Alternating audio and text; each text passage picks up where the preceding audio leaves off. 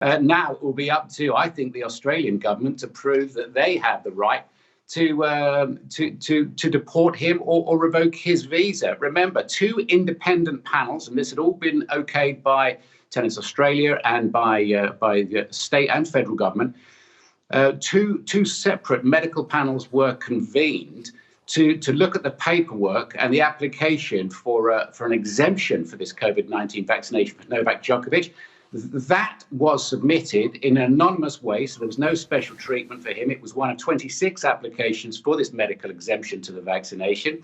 And suddenly, after getting on the plane in Dubai to go down to Melbourne, it was all right. The visa was fine. He can come to the country. By the time he gets down to Melbourne, that is no longer valid. Now, what has happened between those 12, 14 hours between him boarding the flight and him getting in Australia? Public outrage. I can tell you. Yeah, exactly. That's it. I mean, it's nothing to do with all these bits of detail you've given us. It's because Australia's been in a virtual fortress over COVID, and they can't have a guy waltzing in who just doesn't want to get vaccinated. It's as simple as that, isn't it?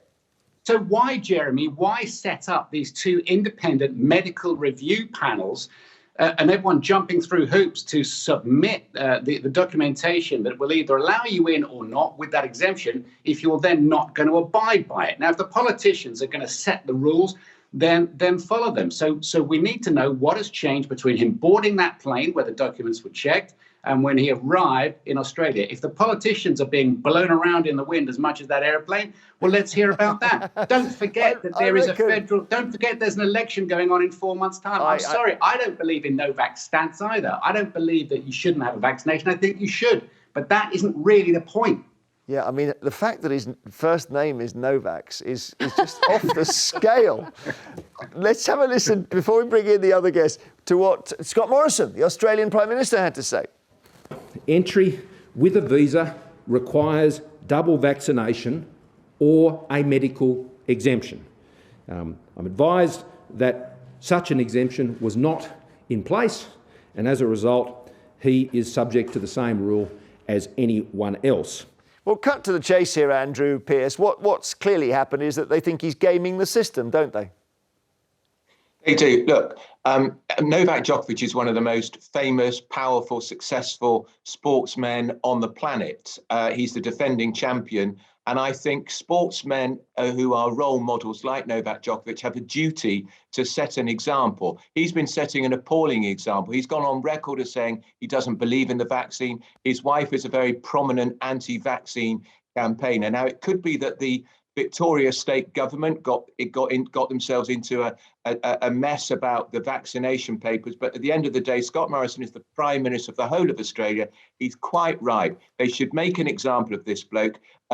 Australia has been virtually locked down since the pandemic. They've got one of the lowest death rates in the world. They can't have some pampered, privileged, overpaid sportsman just waltz in and say, the rules don't apply to me because I'm Novak Djokovic, because that's what this comes down to. I think it's a really important statement by Australia. I hope he loses his appeal. I think they should just flatly refuse to let him in.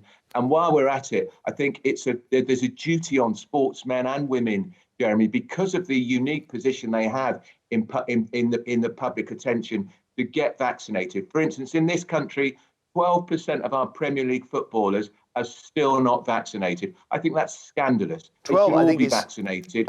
Yeah, and they should take part in a public campaign to do so, because people like Marcus Rashford, all these people, he may have been vaccinated, I don't know, but they are role models, and young people who've been resisting the jab, if they see their football heroes or their tennis heroes are being vaccinated, they'll think if it's good for them, it's good for me. I think it's more. I heard more than 12%. I thought it was 30. I think it might be 30% unvaccinated in the Premier League, and in Italy, 2% unvaccinated because they had such a bad time.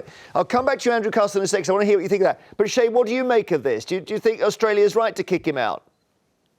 Yeah, I completely agree with Andrew on this. At the end of the day, no one is above any kind of law in any country. And Australia have made it very clear where they stand when it comes to having your vaccination. I'd really like to hear from Novak to find out exactly what is going on. He could quite easily release a press statement to explain his situation.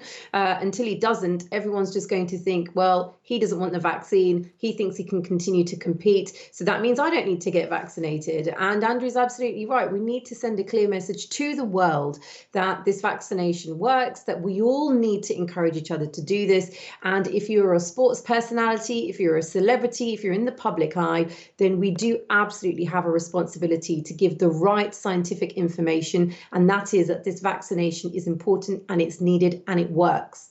Rafa Nadal, the other tennis star, says Djokovic wouldn't be in the predicament he's in right now if he was vaccinated, and he has to live with the consequences of his choices.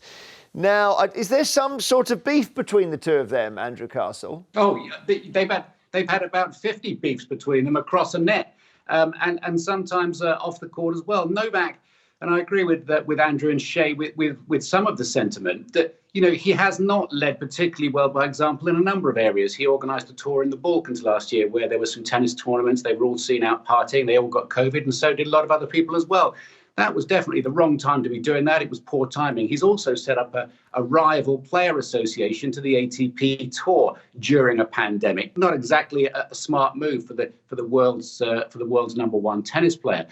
But whilst I say that, and I don't think he's always lent great leadership to the men's side of the game, I would say that he has attempted, it appears, until proven otherwise, to have followed the rules that were laid down by both the state and the national government in Australia. And that's what bothers me, is because the politicians seem to be sort of changing the rules, you know, mid-game. You know, we've all got to be able to trust the authorities to do the right thing here. Yeah. And that is, they've set the rules. If he's got above the bar to get in, then he should be allowed in. And as I say, please don't think I'm an anti-vaxxer. I just believe in the rules staying the same, so we all know where we are and we can trust the authorities and what they say. I appreciate that, but isn't this the rules are there for people who are open and honest and are being genuine, right? So the classic is if you have a positive lateral flow test in the last 2 weeks, you can't have the vaccine, right? But they think he's gaming them. That's the reason this isn't working. And there's always going to be someone who tries to get round these rules.